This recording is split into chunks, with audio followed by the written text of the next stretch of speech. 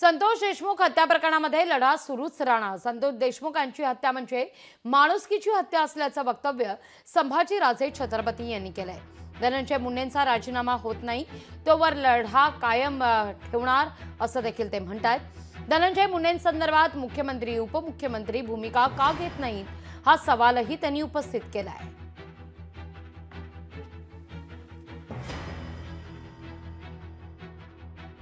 OBC Maratha ह्याच्या पलीकडचा हा विषय, हा माणुसकीची हत्या आहे।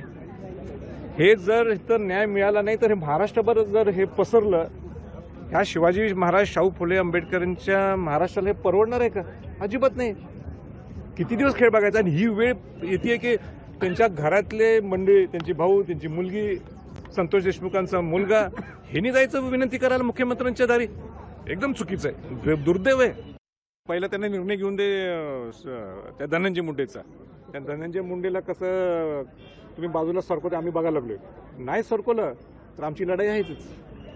धनंजय मुंडे राजीनामा होईपर्यंत ही लढाई सुरू असणार आहे। 100% त्यात काही दुमत नाहीये। आणि संतोष देशमुखांना न्याय मिळेपर्यंत ही लढाई चालू राहणार।